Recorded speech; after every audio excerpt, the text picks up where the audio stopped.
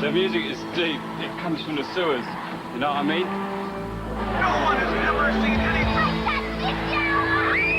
Amphibian groups come and go, but these guys are here to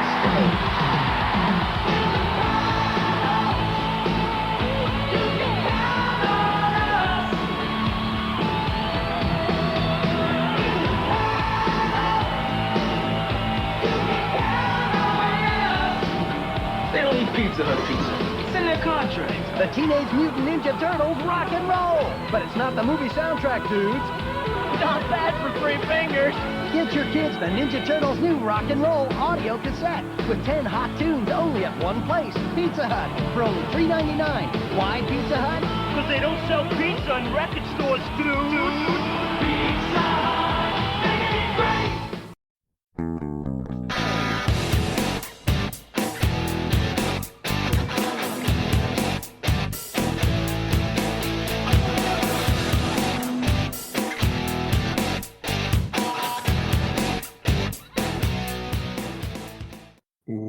Welcome to They Call Us a Movie, testing the strength of friendships one terrible movie at a time. Subscribe to the podcast on iTunes and other podcast services by searching They Call Us a Movie. We are part of the Main Damie Network. To find more from us, check out the website at themaindamie.com or on Twitter, Facebook, and Instagram at The Main Damie. We're also now a proud member of Geek Vibes Nation. You can find them at gvnation.com. Welcome back to They Call Us a Movie. This is Anthony Del Vecchio. With me, as always, is Dan Aquino and Mark Meyer. Say hello, gentlemen. Hey, how's it going? Hello. 2022. It's perfect already. Everything is great, and it's awesome, and it's going to be our year. I certainly That's right. hope so. Yep.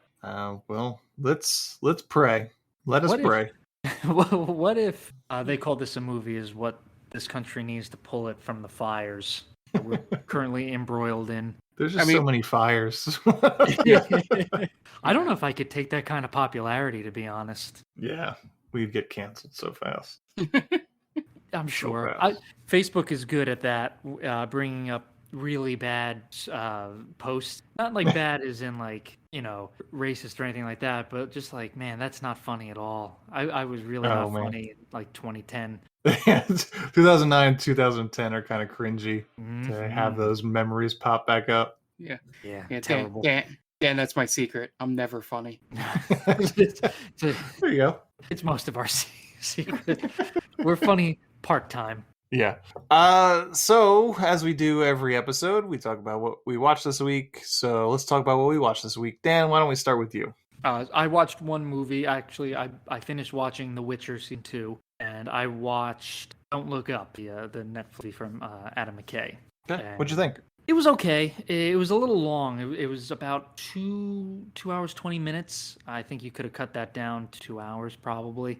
Mm-hmm. And it was it's a satire, and I get it. I think it was a little too on the nose for climate change, our government being unwilling to really do anything about all of the problems we face. Mm-hmm.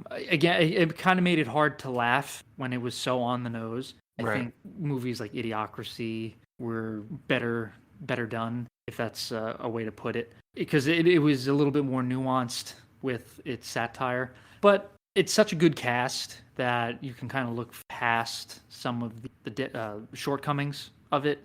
I don't know if it's for everybody, and I don't know why Adam McKay continues to put like close-ups of animals in his movies. Just animals doing random things. I think he's done it in pretty much every movie since The Big Short. Okay.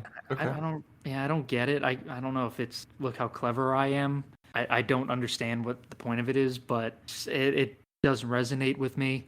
I'd probably give it's like a 3 out of 5. Okay. Mark, what about you? What'd you watch this week? Yeah, so I actually watched 2 movies. One I plan to watch to talk about on this podcast, and another one I had just realized it came out and was able to share an experience the movie with my mother. I'll start off with the one that I had planned on. One of the 2 movies I had planned on. Didn't get a chance to see Matrix, which seems like a good thing from what I've read. Mm-hmm.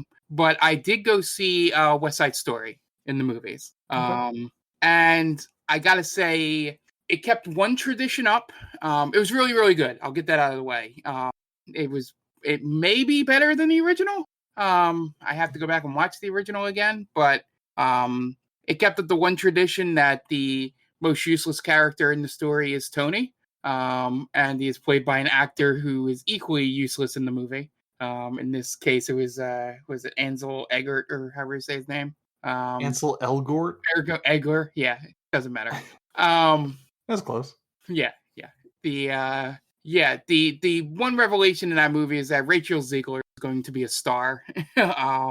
She carries that movie as Maria, and for being her first feature at all, and it makes me even more excited about Snow White coming out, since she is playing her in that movie. I think her performance and just the way Spielberg does his Spielberg thing with new actors and just really highlights them well throughout this movie. She's great. Every close-up is just one of those. She knows how to hold a close-up, I believe is the phrasing.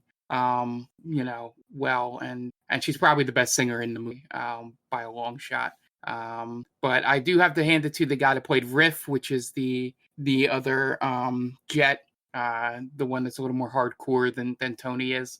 With everything, he played that part really well, and being a mostly Broadway actor, I think that was the main thing I got from that movie, is that with a lot of them outside of Tony were a lot of Broadway people, so they get the concept of everybody pulling, in the same direction and like not trying to show off in scenes and stuff. And I think that really helps this movie a lot more than the original did. I think the one thing I forgot is how much of a bummer that movie ends on.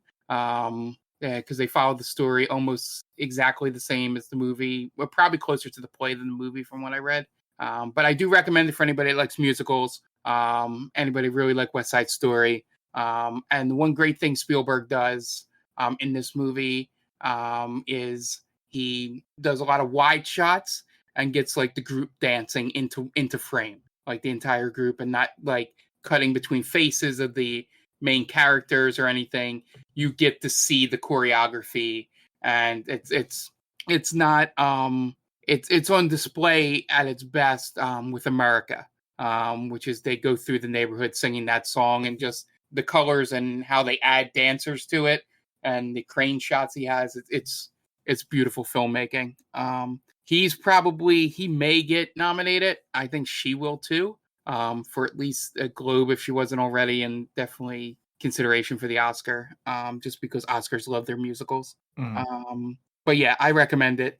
And then the other one I watched was I didn't realize it was out on Prime. I thought it was just in theaters. I watched Being the Ricardos. Okay, this was one of the movies that I watched part of. Yeah, so my mom's a huge I Love Lucy fan. Got multiple complete series DVDs, the colorization, all that stuff.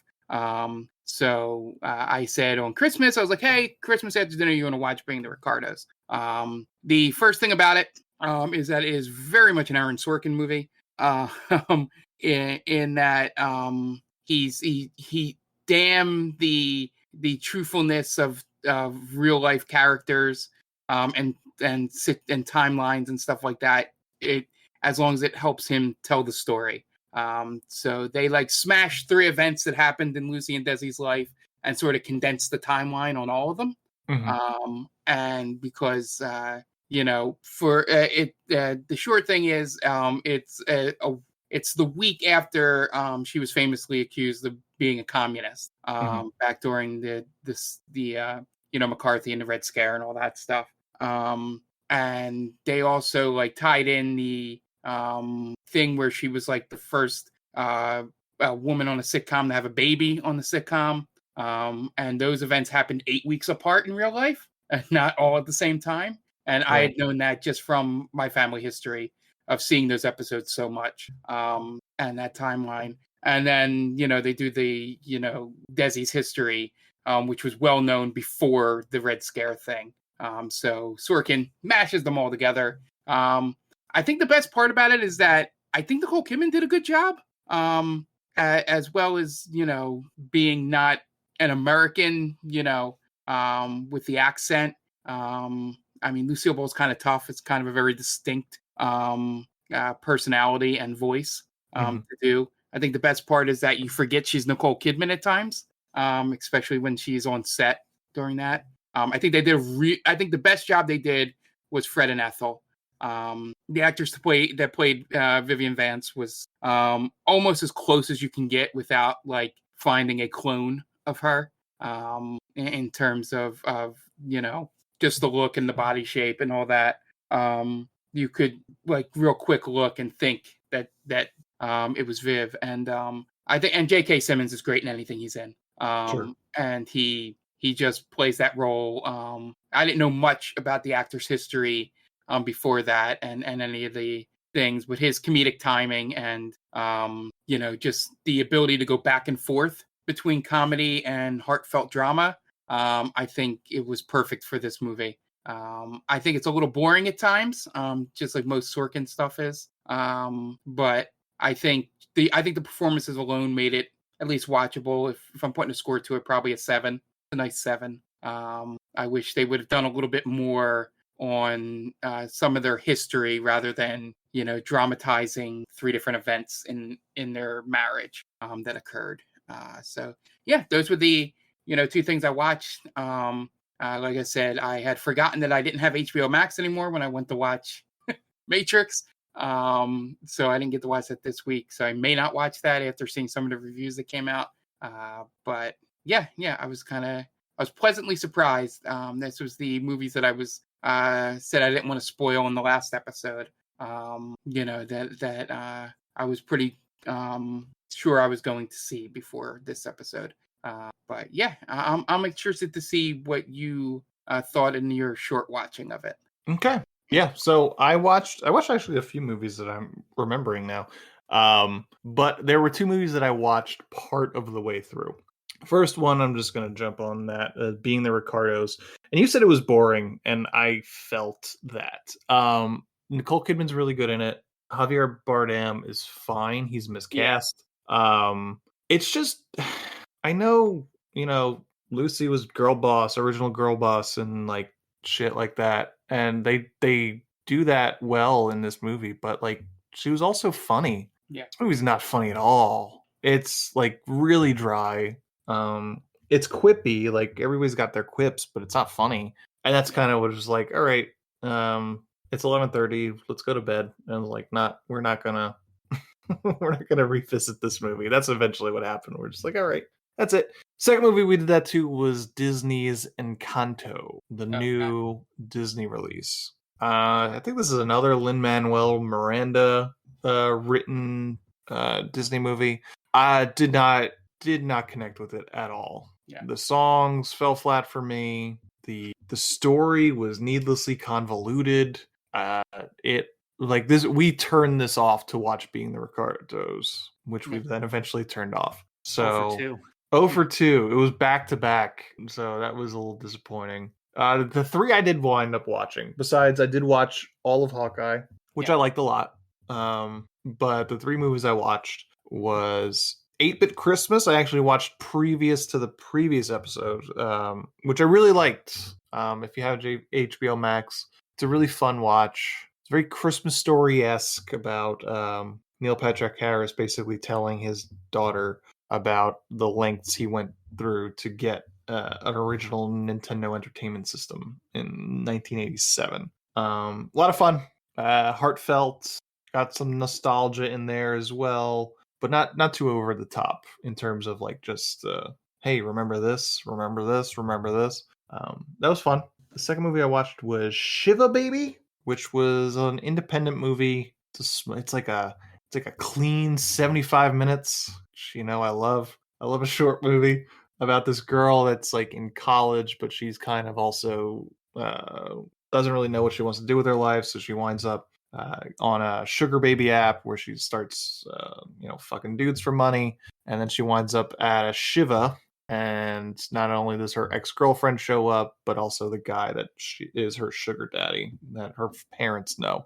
Pretty like fun, kind of anxious sort of movie, very New York type movie, but it was good. If you're into like smaller movies, that's not a bad one. And then the third one I watched was Pig. I watched Pig yesterday, which I enjoyed. I don't know if it's one of my favorite movies of the year, but it was a good movie. Nicolas Cage was really good in it. I had very like the marketing was kind of all over the place on that one, so it was a very different movie. Even I knew going into it wasn't going to be the movie that it kind of seemed like it was going to be. But yeah, that was good too. I Were watched you Pig. expecting it to be more of a John Wick kind of So movie? I knew not to go in expecting that because that's Okay. what I had heard. I had heard like because I'd watched the trailer ahead of it before I watched it, and I was like, this is it's not so much coming off like John Wick, but you could see why people would think that, and it almost goes in that direction too. Like it seems to go in that direction at first, and then it kind of just stops going in that direction altogether. Yeah. I it's really sad. It's a sad fucking movie. It is surprising. I wasn't expecting it to be sad, but it's well done in the way that it's sad. Yeah. It's about loss of all sorts. Everybody's just really unhappy in it. It is it's a downer, but again, I Yeah. think it's a way to cope with Right. That's that essentially what it loss. is. It's everybody is coping with some sort of loss in one way or Yeah. another. And it's a movie about how these people are all coping with their own losses. It was good. And I don't really have much more to talk about in terms of those. Yeah, Unless you fair. guys wanted to talk about Hawkeye. I just had a real quick because I don't want to spoil much in Hawkeye. But I have to say I was mentioning to Dan, and I think to you off air, trying not to spoil it for you. But I think my favorite parts of the show, and maybe it's just my gravitation to this character, was any of the one-on-one scenes that Yelena had in it. They did a really good job of just letting it breathe for the Mhm. most part. Which is they didn't rush any of it, and I think the physical comedy that she brings to the role is very much the energy needed after the way ScarJo didn't have much of that in her thing. Just the little scenes between her whacking the Kate Bishop's arm away in the elevator is just that timing and stuff. I really enjoyed. That was my favorite part about the second half of the season. Was just when they dove into that, and I agree with Dan's sentiment about or sediment, not rocks. Is how much better some of these superheroes movies are when they don't have the powers to just ground them in like some kind of like real type of story. And that if I had them fight gangsters and not like space aliens and just the the very realistic attempt to ground it as much as you can with a guy who's just really good at shooting arrows is is essentially his power and her power.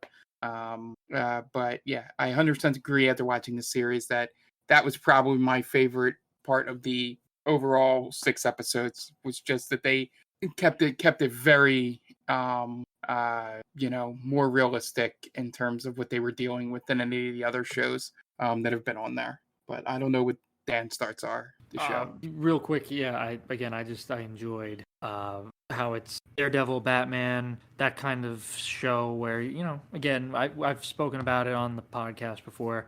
Not everything needs to be about aliens or global conquest. Obviously, super pumped that Vincent D'Onofrio's character's back, tying in with Spider-Man No Way Home's Matt Murdock coming back. Yeah, I thought it had some good tie-ins to the Hawkeye comic. Yeah, and I think I don't know if they're going to. I think they probably will do another Hawkeye season. I'm not sure, but if not, I think they did a good job with it. Yeah, I liked it. It's one of my favorite Disney Plus series right now. I'd say probably third favorite. I like Loki and WandaVision. I might actually put this above Loki for me. I like the idea of what Loki is leading into. This was a lot of fun though, and surprisingly much better than I thought it was going to be. But yeah, I enjoyed it. Mm-hmm. Yeah. Yeah, I liked it a lot. I haven't seen Loki, so I'd probably put this right behind WandaVision.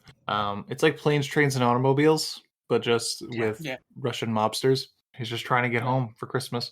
Yeah. And also, it's not Thanksgiving, so yeah, don't come in the comments. Yeah, the Tracksuit Mafia might be one of my favorite villains because they're just so dumb, and it's so great. Not in terms of like threat to the heroes, but just the idea of that group of villains, and the callbacks that they have in the last episode with one of the tracksuit guys might have been one of my favorite callbacks in that they've done in these Marvel shows. So Sure. Yeah.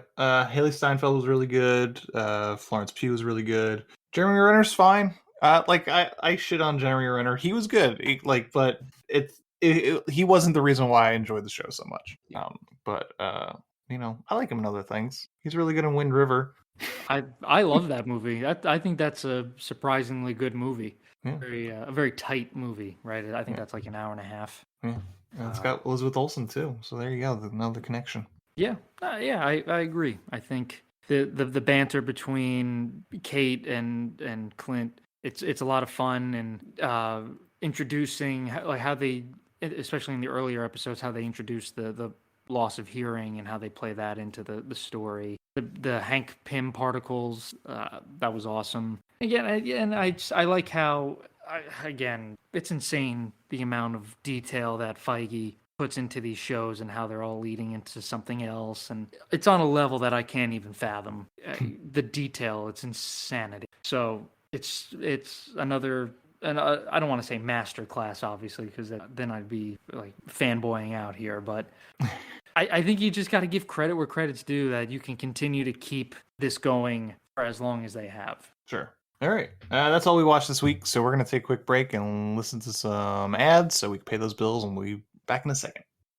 And welcome back. Now it's time to get into this week's movie. We got an interesting episode this week. This was Dan's pick, and he picked something we've never done before. So, Dan, why don't you introduce this week's movie, if you want to call it that? Gladly, I would. I don't know what made me think of this, but it holds a special connection to me. And I think I've told this story on the podcast, but for new listeners, or just to give you a recap, a refresher. When I was young, I don't want to say how old I was because I don't remember exactly how old I was. I should actually. Well, here's a question: where did you see them? I saw them at Radio City Music Hall, so it was 1990. Okay. So it was the opening night. So Correct. October 7th. You saw it either somewhere between September 26th, 1990, and October 7th, 1990. Right. So that would have made me 3 years old. 3 years old. 3 years old. So the reason why I say that, like I didn't know how old I was, because the reason why this is so important to me, or holds a special place in my heart, my dad took me to see what we're about to cover. It's the Teenage Mutant Ninja Turtles Coming Out of Their Shell tour. And this is the making of that tour. And this was my gift for potty training as a 3-year-old. And now I was reluctant to say that because I don't remember how old you're supposed to be by the time you're potty trained. I have no idea. Okay. And so, if I was a father, I would probably have an answer to that, but I am not. Yeah, none of us are fathers on this podcast, so I don't want to, is it embarrassing? I don't know, because it's like, oh, you should be doing that by 2, or, 1.5, 2. Like, yo, this guy, 3 years old, like a grown-up, practically. Yeah, but just like you eat, Dan, you just take your time. That is true. Everything in life, I'm definitely the tortoise to most people's hair. But, surprising tortoise. So this is not really a movie. It's a documentary, quote unquote. It's the making of this, and up until now, I only thought it was at Radio City Music Hall because that's what the making of shows. But this was a legit tour. They went to 40 cities. Yeah. A long time. A long tour. Guys, give me just 1 second. I need to help Lynn out with something. Okay. Yeah. By the way, Dan, I'll admit to you, I had believed that story came to fruition. Oh, yes and no. I mean, you don't have to tell me either, but that was why I brought it up, because I had been under the assumption that it did occur. Right. Again, yes and no, sort of. It's different. I said, don't need to know. Just wanted to let you know that's why I brought it up, because I was under that impression. Okay. You're not wrong. Yeah. I'd say mostly correct. Yeah, that scene at the end with Hawkeye Yelena really. Yeah, it was emotional, you know. Yeah. And that's what was so good about this show. It was how this unsung character, you know, just because he didn't have this dark past or something, you know, like his dad wasn't an arms dealer, or he's a man out of time. It's a very real problem that people have, coming to terms with losing a loved one. And I think that's what's so cool. It's like, again, with the really down to earth characters, this is so relatable. Everybody's lost somebody, and people deal with it differently. Their circumstance was obviously unique in terms of, you know, they were both assassins and helped save the world, and the way that the one sacrificed herself. Obviously, it's a very unique situation that's never happened. Obviously, it's not real, but it's difficult because obviously Elena had grown with her to a certain point. And because, right, I think in Black Widow, are they separated when they're younger, or do they go through the training academy together? I think they're like separated a little bit, Okay. because they're in like two different levels. Okay. Of the of whatever you call it. Yeah, the Black Widow training or whatever. So I think with her, it's a little bit different, because Clint spent more time with her, I think. Yeah. That line, when she says that, I think that's the emotion. Was that I loved her? No. You got so much time with her. Oh yeah. That made sense, right? Yeah. It's I'm glad they didn't have her kill him. Yeah.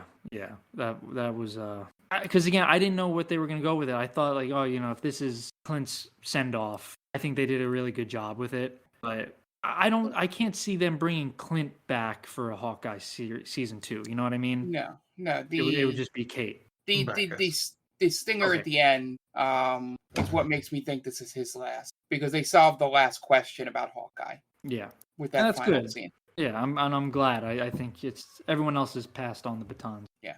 Okay, where were we? I guess Dan, you had just finished up, right? Yeah, Yeah, I so you're basically just passing said that information. this was. Yeah. Like I was saying that this was a legit tour. So. All right. What about you, Mark? Where are you coming from? Yeah, so as I said to Dan personally in a text, after watching the first 10 minutes because I actually watched the parts of the actual show more than as well as the making of, that after the first 10 minutes that his dad was more of a saint than I even knew, for sitting through this movie, especially with a kid that's 3 years old, and he was taking the chance that the kid would ever even remember this, Yeah. And sitting through the garbage that I had watched for 10 minutes. I had heard about this, obviously being a big Turtles fan myself. But I don't know, they probably came to Philadelphia, but I had no recollection of even wanting to go. And I was, a year or two older than Dan, at the time. But yeah, this movie, or I should say, the performance was so ill-conceived, and it had no real comprehension of where it wanted to go, and the making of was even worse. I think the word I thought of in my head was that I was very allergic to that documentary, because as much as I watch wrestling and the whole kayfabe thing, this was just like insulting your intelligence level of that. And it was just like, dude, this making of would have been so much cooler if you just like told us the actual story of making this show, rather than trying to make the Turtles seem real. And just going like, hey, it took us 6 weeks to like get the costumes right, or the music, just that stuff would have been a lot better of a making of. But I guess at the time they were just trying to sell the videos, more than actual making a good documentary. I would watch a good documentary about this. It is very intriguing what the decision was to do this at the height of their popularity, sort of thing. Like, how was it pitched and all that? But yeah, the documentary was terrible. And I love the fact that Pizza Hut just had to get one up on Domino's, even though I think Domino's is the one in the movie, right? Correct. In the first movie, at least. In the first movie, yeah. And then just just that whole thing. That guy did not want to be there, the Pizza Hut guy, in the documentary. He's just like, oh, okay, we're paying for, okay, I guess we have to do this because we're paying for it. Part of it. But yeah, Dan, I thought the holiday episode thing was really bad of Turtles, like just trying to cash grab. This whole thing was kind of ridiculous. Just the sheer fact that there were many parts of this show that I don't even know how they thought a kid would like it. And basically anything that did not involve the Turtles was like really, really poorly conceived. But yeah, it was lower than the expectations I had going in, which is somehow hard with this. Okay. Mark, to answer your question, they did come to Philadelphia December 27th through December 31st of 1990. They played at the Philadelphia Civic Center. Well, there you go. That time frame explains why my family had no idea it was. Could have been a good Christmas present. The Mummers Parade more than anything. Oh, yeah. Yeah. As for me, I am glad I asked Dan what we were watching, because I almost watched the full 90-minute coming out of their shells video on YouTube. But instead we watched this 30-minute fake documentary that was still quite padded to get to 30 minutes. I did not. I was into Turtles in 1990. I must have been, because that's when the movie came out. But I was not into this. There's one story I remember when I was a kid. I had a friend named Kyle.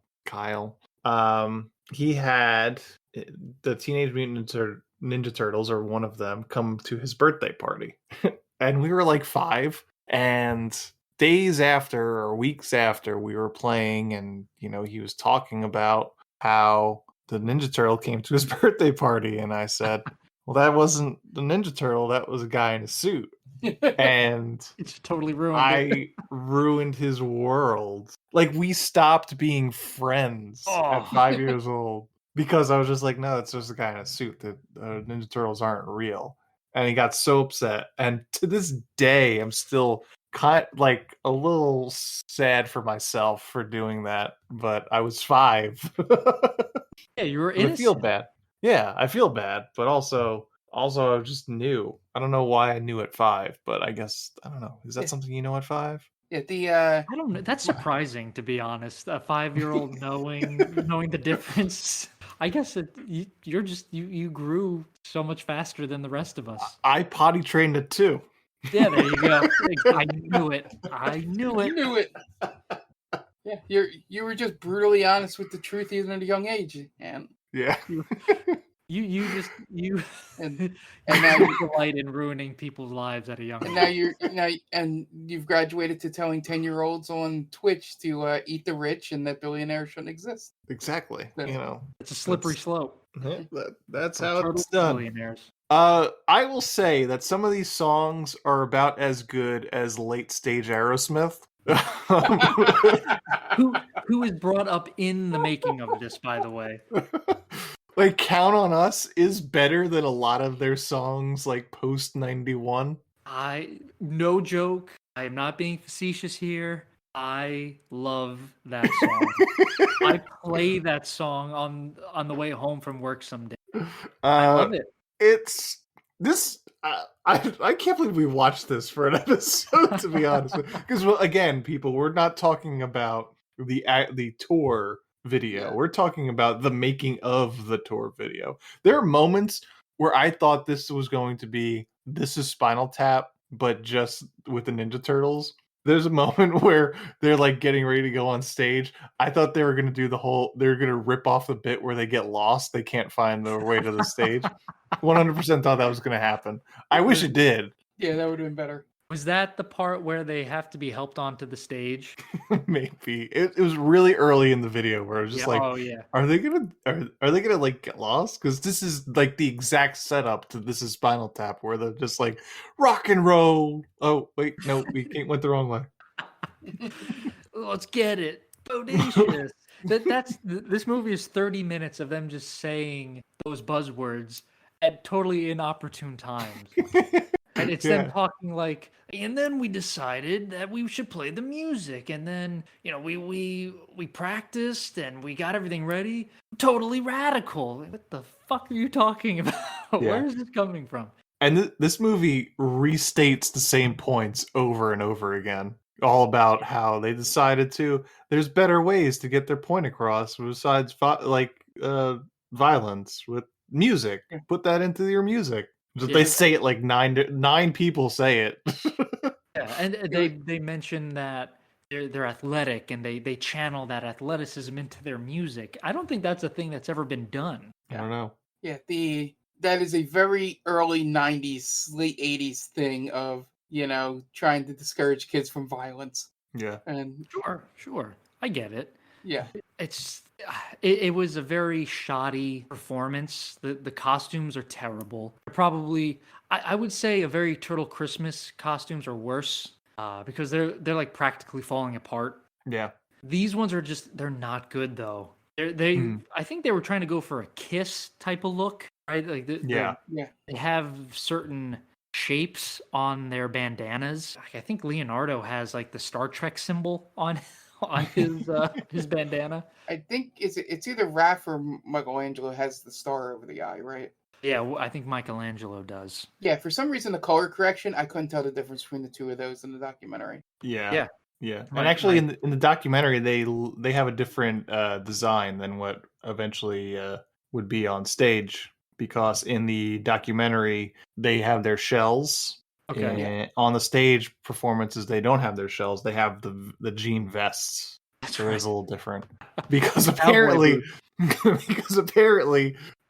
don't know if it was during dress rehearsals or the first performance that possibly Dan was in attendance for. Two of them passed out because they were too hot with the shells and doing the dancing. So they took off the shells and they gave them grunge looks. Basically, they put the vests on, and then flannels around their waist was their design after that. But yeah, they're bedazzled essentially. Yeah, and they do have like the glitter on them too. Yeah, it's hard to talk. This movie it's a lot. Dan, you gave us a gift in our first episode of 2021 with RoboCop, and this one you decided you got to even things out. You got to average that out. Yeah, I couldn't do that again. I couldn't give us two good movies. Yeah, I mean, look, it's a half hour, so I'm not really complaining. Right. But I don't really know where we go with it.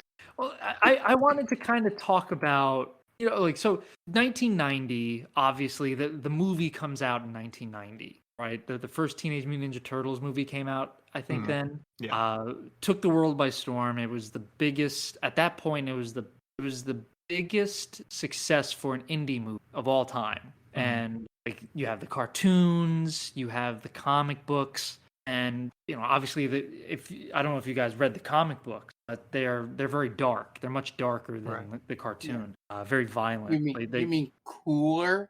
No. Very gritty. Zack Snyder taking notes. Yeah.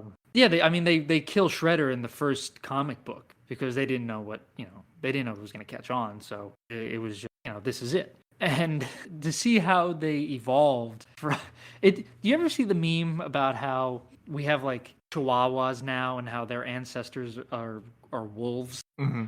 Like the 1984 comic is the wolf, and the coming out of their shells tour is the Chihuahua. There's no bark. They're very, very pathetic. So I wanted to kind of talk about what we thought about the Turtles, and if you had any parts of this that kind of stood out to you, the making of. Sure. I know there was a couple that stood out to me. Sure. It's a very silly concept what we watched. Yeah. Go ahead. I was gonna say I think it would have been way better if they had done a Spinal Tap kind of making of. But they took this as serious as a car wreck. Yeah. So I have some notes. Teenage Mutant Ninja Turtles Coming Out of Their Shells Tour making of video was directed by David Saperstein, writer of Cocoon. Stars Bryant Arnett, Bob Behan, Billy Briff, Mark Friedman, Stephen Lieber, David Novak, Adrian Selby, Thomas White, Bo Allen, Marcus Ennis, and Sherry Renee Scott. Basically, everybody's playing themselves. Has an IMDb score of 3.9. So, little backstory. Bob Behan was a Broadway performer who had an idea to bring popular music to Broadway, which in the 1980s was not something very common. He writes a play called Strides that doesn't do well, but it connects him to Godfrey Nelson, who's an aspiring composer. They form a partnership, and Behan gets the idea to do something with Teenage Mutant Ninja Turtles after he reads the graphic novel, but before the movie comes out. From there, they wrote 4 songs and started cold calling people. They start by calling Eastman and Laird, the creators of Teenage Mutant Ninja Turtles, and immediately they love the idea to license the brand out. So then they call Steve Lieber, a financier, to write a check for $50,000 for licensing fees. And then they call 3 pizza corporations, Pizza Hut, Domino's, and Little Caesars, ultimately landing a deal with Pizza Hut for $9 million to sponsor the album and the show. Behan provided the singing voice of Michelangelo, and Nelson provided the singing voice of Splinter. Those are my notes. All I got. That's pretty good. Yeah. That's more than I knew about this. Again, I thought this was just a one performance show. Yeah. The one moment that sticks out of my head was when they're talking about how they had to fit the instruments for the turtles. Oh god. Like the giant keys, and is it Donatello that's playing the 1-string bass, or Leonardo? Leonardo plays the 1-string bass. Donatello plays the keyboard guitar with the extra sized keys. They're just regular sized keys. I thought they were like big old keys. They looked regular sized to me. They might have been. They just look like regular. Yeah. And Raphael plays these like 2 drum things. They're like African drums, actually. Yeah. But somehow you're getting the bass out of it. That was the scene that stuck out for me. Was that because it was so stupid to watch him play 1-string bass. Yeah, and he's getting obviously more than 1 note out of it. Yeah, it's not how it works. Just wailing on it. Yeah, that's during the recording, right?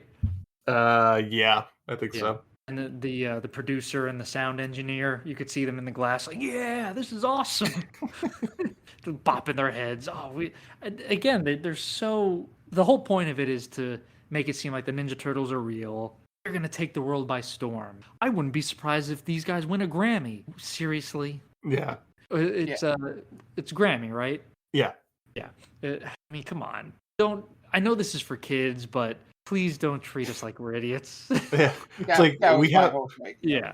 I was gonna say, it's like now we have you on camera saying these stupid things. Right. Yeah.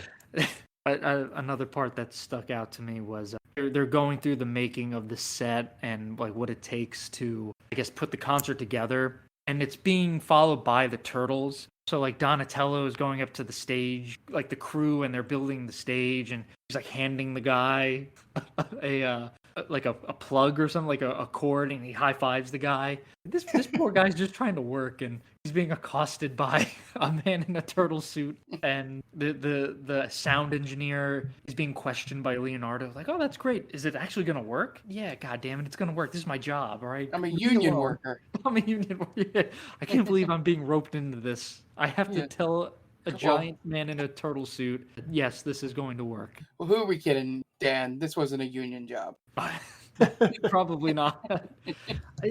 Again, like that stuck out to me. The Beatles playing on top of Abbey Road Studios part got me pretty good. Yeah. The Turtles are playing on top of Radio City Music Hall, probably to no music, and people are just walking by. Like, oh, what? All right, great.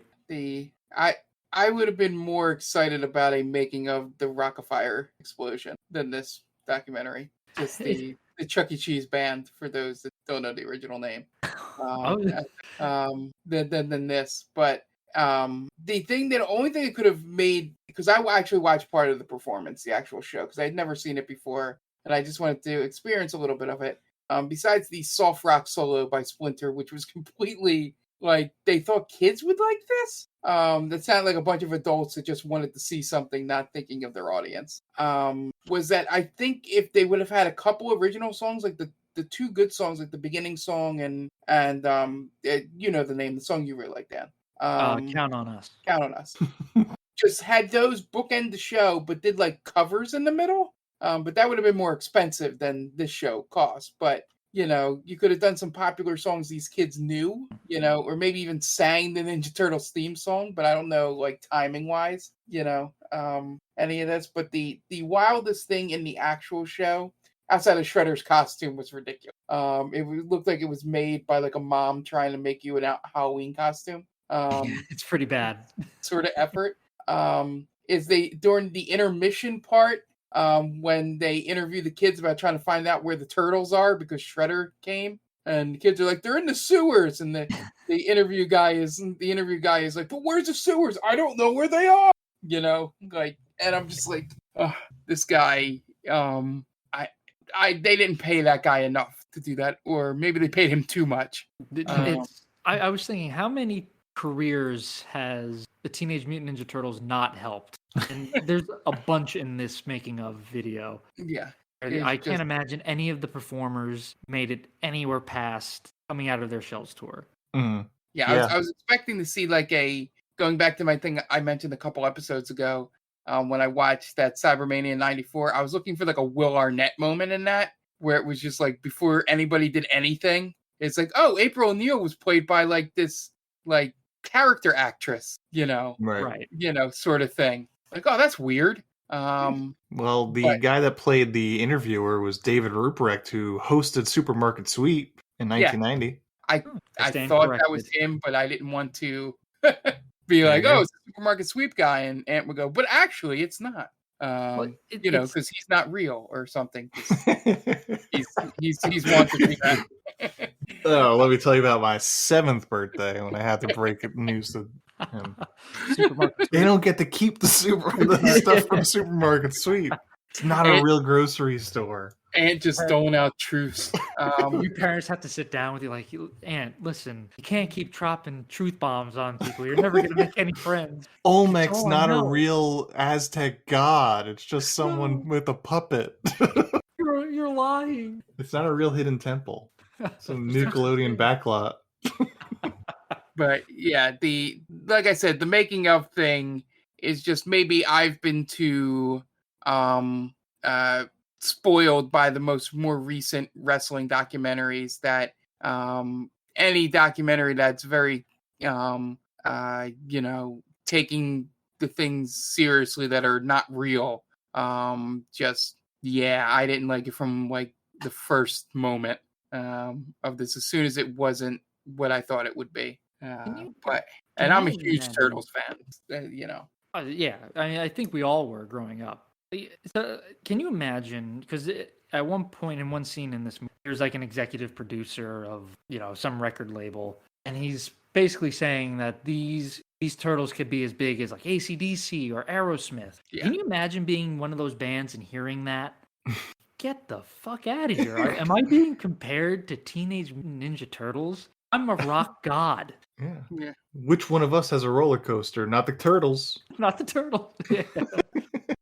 And so I was reading that, so this tour lasted pretty much a year, I want to say. It went from September 90 to June 91. So short of a year. Yep. But then they were doing like smaller tours. Like they were doing basically shopping malls and theme parks.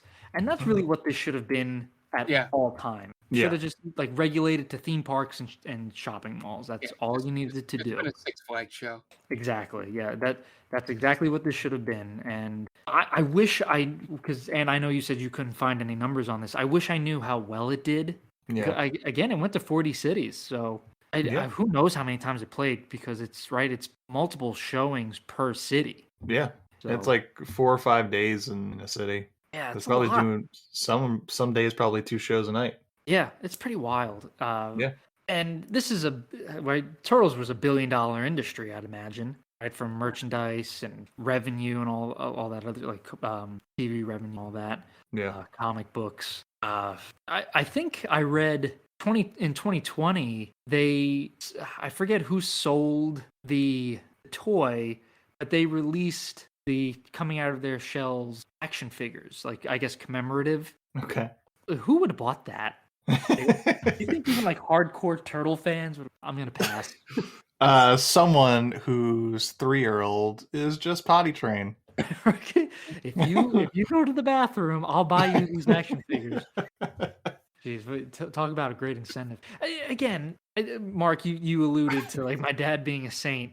Jesus Christ, I can only imagine what was going through my dad's mind watching this drivel in Radio City. He took a day off, and he worked in the city. He took a day off to go back into the city, brave the crowds of thousands of screaming kids to take 3-year-old me, who doesn't remember any of it. Yeah. I mean, watching some of the show, I do recall like they had the surfboard, like was it tubing? I think tubin is one of the songs. I remember that. I don't remember anything else. Like very minimal part. There's a Jeopardy moment apparently. Sure. Where you could like say what's the most?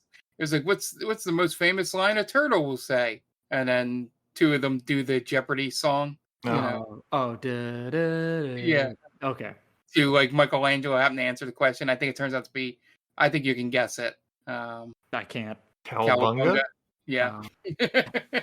And Shredder has a really bad line like, "Oh, this is my party, and I'll make you cry if I want to." Yeah. So cringy. Yeah, it was great. But yeah, I think more your dad's thing was finally like, oh fuck, thank God I don't have to do diapers anymore. I wonder if he was banking on me never getting potty trained. Like he's just gonna keep using diapers. It's fine. I don't have to worry about this. He's like, I will take this kid anywhere as long as I don't have to change another goddamn diaper again. He stepped his game up. So like, what am I gonna do when I have a kid? There's no, as far as I know, there's no Teenage Mutant Ninja Turtles concerts going on anymore. What's that? Disney on Ice. Oh Christ! That's love, man. There's no truer form of love than what my dad did for me, taking me to see this crap. Yeah, taking to see Ernest Scared Stupid. That's pretty good too. Stupid Ernest. And there's what the making of doesn't tell you is that there's an actual story to this concert. Yeah, and it's a very silly story, obviously, because it's Teenage Mutant Ninja Turtles. But essentially, the Turtles decide they want to go on tour. They're trying to use their influence to help kids, live the straight and narrow through music and not violence and all that. And Shredder has a deharmonic convergence converter. That's a fucking sentence right there. Using the device, he steals all the music in the world. So now the Turtles have to get it back through the power of song, I guess. There's no fighting in it. There is a part in this where they cut to like a news broadcast of people like, oh, all the radio stations have gone to talk-only format. Only AM radio. And there's a guy in the background of the video, which actually, I'll take this might be my favorite part. There's a guy in the background of the news report. He has a guitar in his hand and he's looking at it and he's kicking the guitar box. Oh, well, just because there's no music in the world doesn't mean you don't know how to use this instrument. Right? You don't become an idiot. I only laugh because his direction was probably like, all right, all the music is gone. You're a street performer playing the guitar. Go. Right. And this is what he came up with. What is this thing?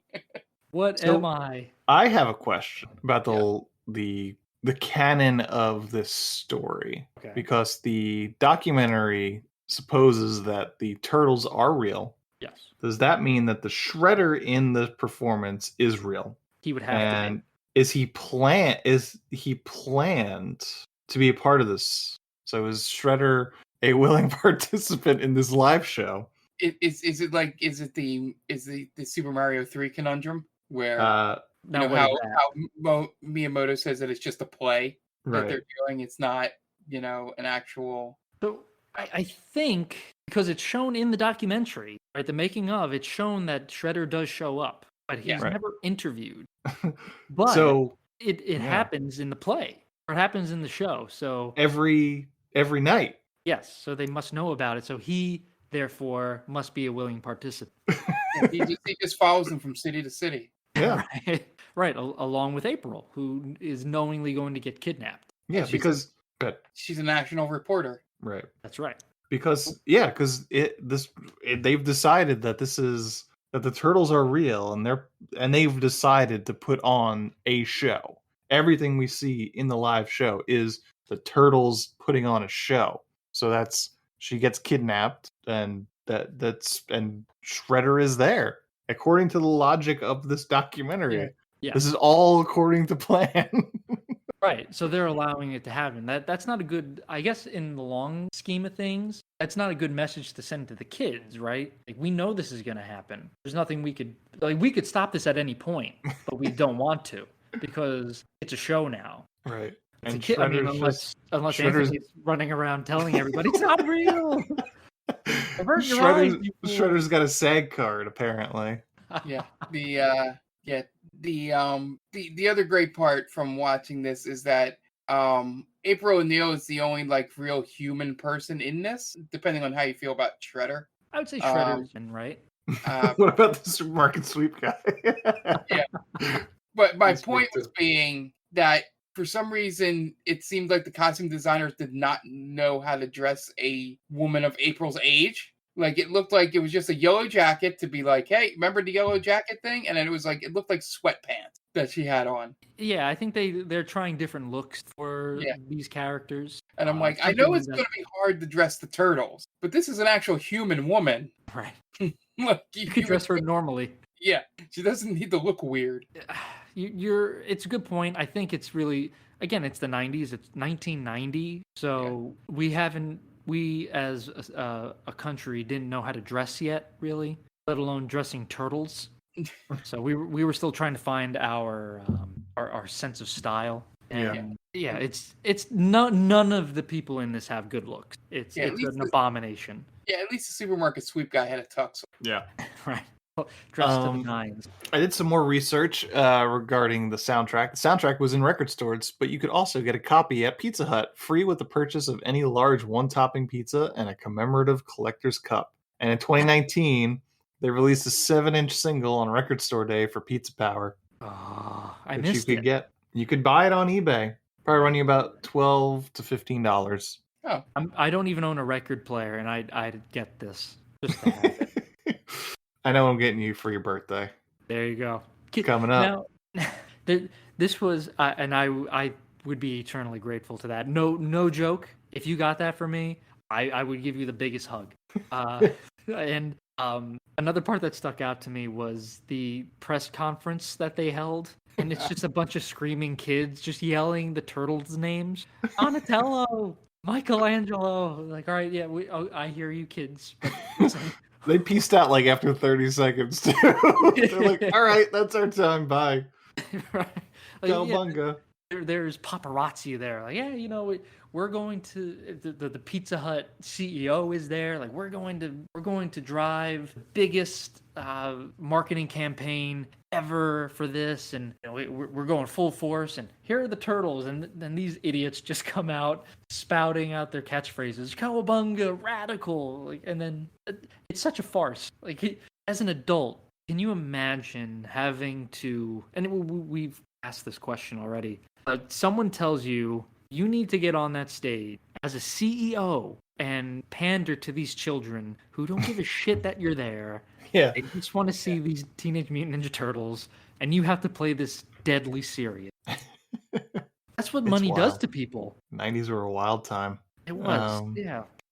All right. Fuck, marry, kill. Coming out of our shells, Pizza Power, or Count on Us? So, all right. So it's Pizza Power. Coming out of our shells, and Count on Us. All right. Pizza Power actually made it into the Turtles at a Time video game, if you know that. I did, only because it says so on the Wikipedia. Yeah, that's pretty cool. I thought that was interesting. So it had a little bit of a lasting effect because that game is fucking great. Okay, so I'm killing Coming Out of Our Shells. I really want to fuck Count on Us. I didn't really care how that sentence ended. Yeah, oh man, that's my fucking jam, man. I like, no joke to you, I've played that with Jen in the car, and I fucking belt that song, man. Was that like top Spotify Unwrapped in 2021? it's just Count on Us. That's the only song I played. You're the 0.001%. the Eastman and Laird are like, who is this guy? Yeah, I mean, I gotta. All right, so coming out of shells, I'm killing. Pizza Power, I'll marry, but I won't. It'll be a loveless marriage. It'll just be, hi, bye, what's for dinner? We pizza, and yeah, then I'm leaving the house. I'm going over to Count on Us, and I'm ready. Mark, do you have a way in, or is this out of your pay grade? Yeah, I don't feel strong enough about any of it to do this. Can I kill them all? Just send over your Count on Us to me, and we'll have them anonymous. But yeah, to be honest, these 3 songs were the only ones that felt like it fit in the show. Because the rest of them, like the rapping bit, I don't know what song that was. That was terrible. Splinter's solo is terrible. Then there's a whole thing with the villain singing, I think. And I'm like, these kids aren't like, they're not here to see this. Like, the kids were booing, like in the show. It was insane. Like, it seemed like it was adults who wanted to write a Broadway show about the Turtles and forgot that only kids would come see it. Yeah, And, I was gonna say, like I said at the top of the show, they wrote 4 songs initially. I'm assuming these 3 are 3 of the 4 coming out of the shells. Pizza Power, Count on Us are probably the 3 of the 4, and then they had to fill out for an entire show. I'm assuming the 4th one might have been Shredder's song because that sounds like a thing they would do. Mm-hmm. Like, of course, if Shredder's going to show up, he needs a song. Right. But the rest of the songs were like, oh boy. And that was another thing in the documentary, like, oh, they do all these genres of music. That's right. They have rap. They have a surfing ballad, rock music. Yeah, they really pump these turtles up, man. It's embarrassing. They're sucking them off like crazy in this. Yeah, like, I've never heard anything like this. Really? Then you don't deserve to be at a record label, sir. That's why you're being released. What's crazy is that this was sold separately from the tour video. Yeah. You had to buy 2 VHS copies to watch both. I think I just had this. I didn't even have the. You didn't even have. Video. You had the making of video. I did, yeah. Oh man, I had the cassette of the tour. Okay, you had the soundtrack. Yeah, this was the. Yeah, I had the soundtrack, but this was the video I had. Was that like subconsciously your dad going, I don't ever want to see that shit again? You can listen to it, but I don't want those visuals in my brain anymore. So I got both my parents because my dad took me to see it, and my mom, who would drive me everywhere, had to listen to the soundtrack. So both of them, neither of them were safe from my Teenage Mutant Ninja Turtle love. It's really scary how much I enjoyed the Teenage Mutant Ninja Turtle.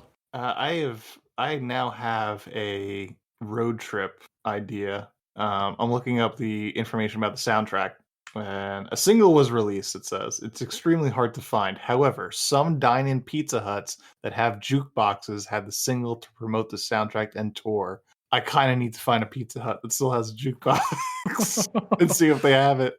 Is it the Sing About It? It has. It's coming out of our shells rock version, as well as Count on Us dance mix performed by all 4 turtles. Oh, this is our Blues Brothers moment. God damn, maybe I'm gonna reach out to Pizza Hut via Twitter and see if we can find one. Oh, dude, what a way to start off 2022, folks. With a quest. That's how you do it. We are on a quest now. Yep. To find a shitty single. If you're listening to this, and you have a Pizza Hut by you, and you don't mind going and frequenting a Pizza Hut, go in there, find out if they have a jukebox, and let us know if Turtles coming out of their shell tour is on that. Should be coming out of our shells and Count on Us on there. So now this is almost like the last blockbuster in a way, right? There's that one standing blockbuster in like Michigan, right? That gets all of this publicity. So now we need to turn our attention to this Pizza Hut that has a jukebox in it. Yep. Get that on the news. Yeah, that would be a lot of fun. I think that is as worthy a cause as any for us, and I'm excited to be a part of it. I'm gonna send them a tweet. Now I have a question for you guys, and essentially Anthony, you weren't here for A Very Turtle Christmas. I believe Nope. that was just Mark and I. Yep. So we covered A Very Turtle Christmas. We covered Coming Out of Their Shells. Now, there are 2 movies that are pretty bad, right? Secret of the Ooze and then Ninja Turtles 3. I think it's Back in Time or Ninja Turtles 3. Yeah. We covered Secret of the Ooze, did we not? Yes. Oh, we did? We did. Oh, so that must have been in like 2019. I think so. right? Yeah. So do we finish out do we finish out the Turtle saga with Teenage Mutant Ninja Turtles 3 somewhere down the line? Or do we just, hey, listen, we've done as much as we can do for Teenage Mutant Ninja Turtles. We've kind of beat a dead horse here. Maybe in 2023 we could wrap it up. Yeah, I think 3 has an interesting story to it, if I remember how it came about. I think it was just like really uninspired. It kind of run its course by that time, I think they were making another movie and then decided to just put the turtles in it. I think that is like the real story. That's possible. Yeah, it's very possible because it's definitely not a good movie. I'm gonna look, unless if Ann can get to it, but I'm too busy reaching out to Pizza Hut right now. He's on his quest. It's funny. So many different iterations of the turtle, and such a marketable product. You had the comic books, you had the movies, you had the TV show, the toys, bedspread, cereal. Like, it's insane what the Teenage Mutant Ninja Turtles were like the Kiss of comic books. You slap their face on anything. I bet you could find a Teenage Mutant Ninja Turtles casket. I'm sure. It is funny you mentioned Kiss because if you gave me money to ask, I would have guessed that Kiss was involved with the writing of some of these songs. It does. Count on Us. Count on Us is a very Kiss-like song. It's almost like God gave rock and roll to you in a way. Yeah. I was thinking throughout this whole thing, I was like, man, I feel like someone's ripping off someone else. Whether Bill and Ted are ripping off this or vice versa, I couldn't figure it out. Again, with the shapes on their bandanas, it's very Kiss-like, right? The first thing that comes to mind is like the Starman. He has from Kiss, Paul Stanley. It's definitely a little bit of a rip-off, I'd say. Not the right band to rip off for kids. A lot of kids don't know who Kiss are at that point. I think I was very embarrassed watching this. I got to admit, because again, having been there, I don't know why I was so embarrassed by it. I was 3 years old. Yeah. There's nothing to be ashamed of, but I guess just because I loved it so much, and God, I can't believe I loved something this terrible. And it was, I kind of felt a little bit of anxiety watching it, and I wasn't expecting that. But then, like, Count on Us came on, and I was like, oh, okay, I love this song, and I feel a little bit better now. Watching these doofuses just pretend to play instruments, Raphael just hitting out of time on the drum, basically just, I have no idea what I'm doing here, I'm just going to keep hitting. It's such a farce, and what makes it good is everyone involved playing it up as it's real, and that's a level of commitment that I don't think I could ever muster. I don't know how anyone could muster that, to be honest. Yeah. I think that's kind of the end of our show today. I feel, unless you guys have anything that you want to add, I feel like we've talked this 30-minute documentary to death. I mean, what better way to end it than abruptly the way that the making of ends, right? It's like, oh, no, now here's Count on Us, and then there's a shot of Splinter saying they're definitely happening musically. Like, okay, it's a weird little button to put at the end of this documentary.